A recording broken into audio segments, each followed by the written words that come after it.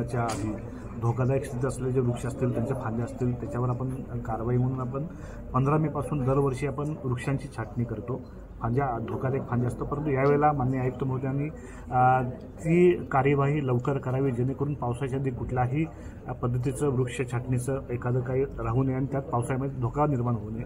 यासाठी आपण 15 मार्चपासून शहरामध्ये प्रभाग समितीने आहे धोकादायक झाडांच्या फांद्यांची छाटणी मोहीम सुरू केलेली आहे.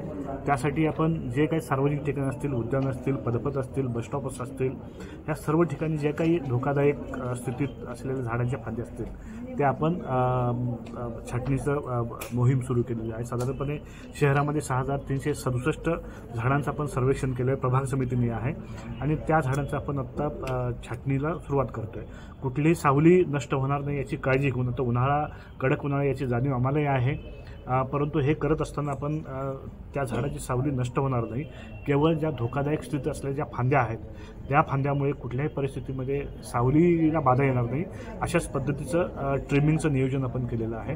प्रभाग समितीने आहे आपण तशी मॅनपॉवर मशिनरी उपलब्ध करून दिलेली आहे. त्याच्यावर आपण कंत्राटदारांना सूचना दिलेल्या आहेत, आमचे अधिकारी तैनात केलेले आहेत प्रत्येक प्रभाग समितीने आहे, आणि त्याच्यावर प्रभाग म्हणजे झोन नुसार आपण आपले वरिष्ठ अधिकारी त्याचं मॉनिटरिंग करण्यासाठी आपण नियुक्त केलेले आहेत. त्याच्यामुळे अतिशय व्यवस्थितपणे झाडाला बाधाही होणार नाही आणि अनावश्यक वृक्ष छाटणी होणार नाही याच्या सूचना आपण ऑलरेडी त्या ज्या ठेकेदारांनी दिलेल्या आहेत.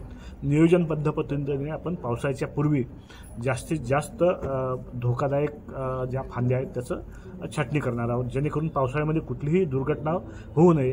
दरवर्षी असे झाडं उन्मळून पडण्याच्या घटना होतात, धोकादायक स्थितीतील फांद्या पडून लोक जखमी होण्याच्या घटना होतात, वाहनांचं नुकसान होतं, मालमत्तेचं नुकसान होतं. हे नुकसान टाळण्यासाठी जीवित हानी होऊ नये किंवा जीवितास धोका निर्माण होऊ नये, मालमत्तेचं नुकसान होऊ नये यासाठी आपण 2 महिने आधीच ही वृक्ष छाटणी मोहीम सुरू केलेली आहे. सर, एकूण ठाणे महानगरपालिका क्षेत्रामध्ये एकूण किती झाडं आहेत आणि किती झाडांची छाटणी होणार आहे? साधारणपणे मगाशी सांगितल्याप्रमाणे 7 लाखाच्या आसपास जास्त वृक्ष ठाण्यामध्ये आहेत. त्याच्यापैकी 6367 जे वृक्ष आहेत त्यांच्या धोकादायक फांद्या ज्या आपण छाटणार आहोत. सर, मगाशी एक मुद्दा उपस्थित झाला, माहिती कुठल्या प्रकारची मिळत नाही, माहितीचा अधिकार टाका तेव्हा तुम्हाला माहिती उपलब्ध होईल. आता नवीन ह्याच्याप्रमाणे आपण सर्व माहिती आता आपल्या संकेतस्थळावर उपलब्ध करून देण्याच्या शासनाच्या सूचना आहेत. त्याच्यामुळे भविष्यात हा मुद्दा तसा गैरलागूच होणार आहे. सगळी माहिती, प्रत्येक विभागाची माहिती तुमच्या संकेतस्थळावर उपलब्ध राहणार आहे.